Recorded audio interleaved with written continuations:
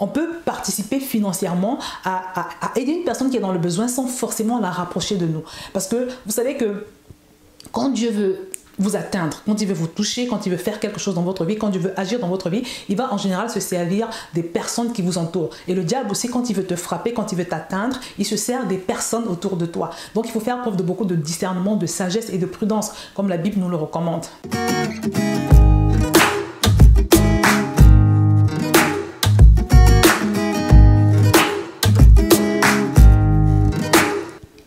Bonjour à tous bien-aimés, bienvenue sur Vie TV. Je vous avais annoncé qu'on allait avoir des rubriques sur cette chaîne, qu'on allait diversifier nos sujets et qu'on allait avoir par exemple des sujets sur des faits de société, on allait avoir des témoignages et également des conseils pratiques. Donc aujourd'hui, on va aborder le premier sujet et avant d'aller plus loin, je vous invite à m'envoyer des questions. Si vous avez des questions sur des sujets, n'hésitez pas à me les envoyer parce que je vais avoir des séquences également où je vais simplement me contenter de répondre aux questions. Également, si vous avez un témoignage, envoyez-moi un email à l'adresse qui s'affiche et on verra ensemble comment est-ce qu'on pourra organiser la diffusion de votre témoignage. Donc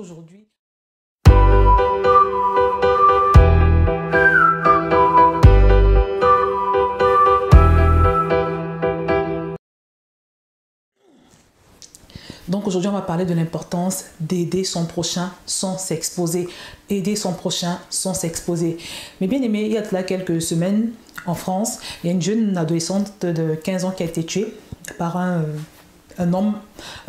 ancien prisonnier.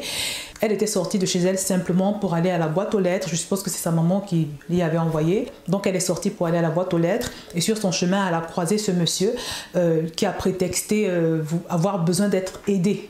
Il lui a dit qu'il avait des cartons à porter et que c'était lourd et qu'il avait besoin d'aide. Donc par gentillesse, elle l'a suivi. L'endroit était à 200 mètres de sa maison. Et quand ils sont arrivés dans la maison, il a violé, il a tué et il a brûlé la maison. Voilà donc une jeune fille qui est morte bêtement, une innocente qui avait toute la vie devant elle. Elle est morte parce que simplement elle a voulu aider quelqu'un.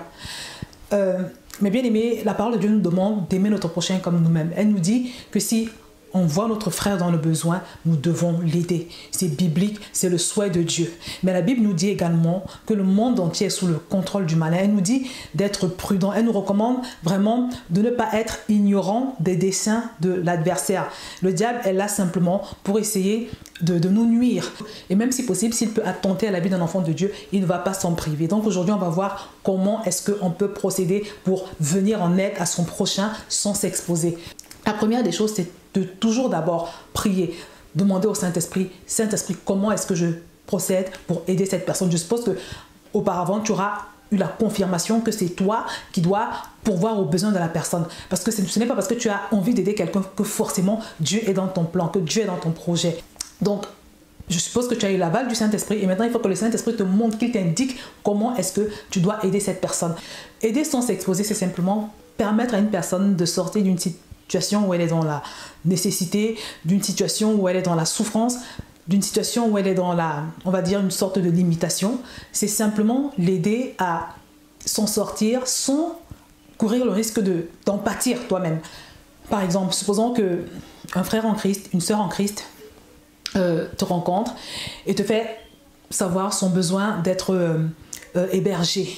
Tu vois, dans l'église, ça arrive souvent des gens qui se retrouvent sans domicile et parfois, on vient te voir, on te demande si tu as de la place chez toi, si tu peux héberger la personne. Si jamais tu as à cœur de le faire et que tu as les moyens de le faire, autant que faire se peut, ou si tu veux idéalement, tu peux l'aider à trouver une colocation par exemple.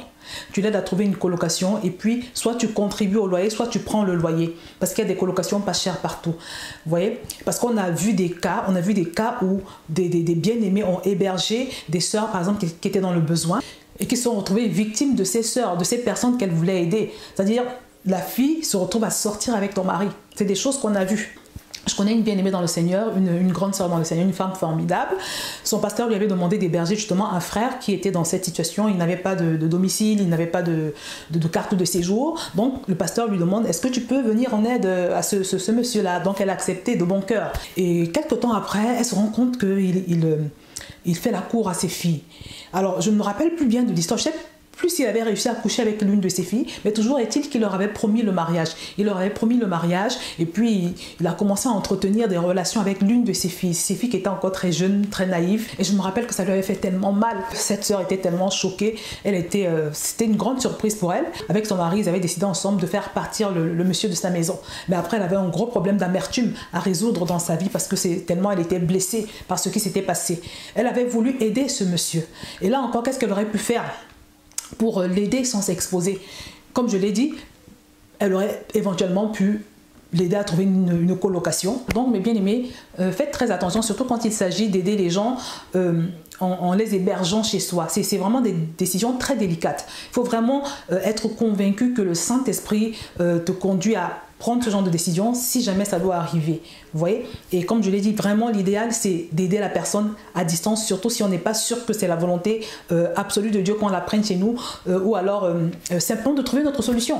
Mais on peut participer financièrement à aider une personne qui est dans le besoin sans forcément la rapprocher de nous. Parce que vous savez que quand Dieu veut vous atteindre, quand il veut vous toucher, quand il veut faire quelque chose dans votre vie, quand Dieu veut agir dans votre vie, il va en général se servir des personnes qui vous entourent. Et le diable aussi, quand il veut te frapper, quand il veut t'atteindre, il se sert des personnes autour de toi. Donc il faut faire preuve de beaucoup de discernement, de sagesse et de prudence, comme la Bible nous le recommande. Aider sans s'exposer dans le cas de la petite qui a été violée et tuée, ça aurait été par exemple demander à son frère de l'aider, c'est-à-dire elle aurait dit au monsieur: ok, je vais vous aider et permettez-moi d'aller chercher mon frère parce que comme ça on sera deux et ce sera plus facile. Comme ça elle serait allée chercher soit son frère, soit son voisin, mais il ne faut jamais prendre ce genre d'engagement tout seul, surtout quand on ne connaît pas les gens, surtout quand on ne connaît pas les gens.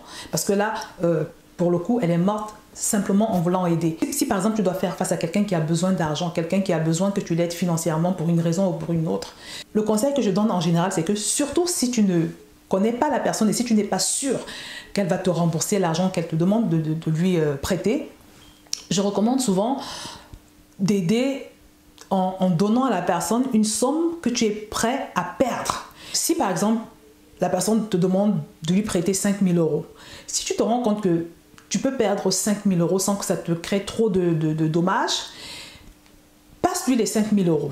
Mais si tu sais que 5 000 € c'est un montant trop important pour toi et que le montant maximum que tu peux accepter de perdre, c'est on va dire 2 000 € ou 3 000 €, et bien dis à la personne que ce que je peux faire c'est te passer 2 000 €. Tu vois, en sachant que si jamais elle ne te rembourse pas cet argent, ce ne sera pas problématique pour toi, ça ne va pas te mettre en difficulté. Mais ne va pas vider toutes tes économies, ne va pas donner des montants qui sont énormes pour toi quand tu n'es pas sûr que la personne va te rembourser. Même en principe, quand tu es sûr que la personne va te rembourser, sois quand même prudent parce que des fois les gens, ils ont la volonté de rembourser, mais ils peuvent rencontrer des difficultés entre-temps qu'ils n'avaient pas prévues et puis ne pas te rembourser. Et te voilà dans des difficultés toi-même, te voilà dans l'amertume, te voilà dans la haine, te voilà dans une situation que tu aurais pu éviter. J'ai pris l'exemple de 5 000 €. Peut-être que pour toi, 500 €, c'est le maximum que tu peux accepter de perdre. Ou c'est 100 €, c'est 50 €, c'est à toi de savoir. Mais en général, quand il faut prêter l'argent aux personnes dont on ne maîtrise pas la solvabilité, l'idéal, c'est de leur donner un montant qu'on est prêt à perdre. De sorte que si la personne n'arrive pas à te rembourser ce montant, que cela ne te mette pas toi-même en difficulté. Donc voilà mes amis, ce que je voulais partager avec vous, c'est indispensable d'apprendre à aider les autres sans s'exposer.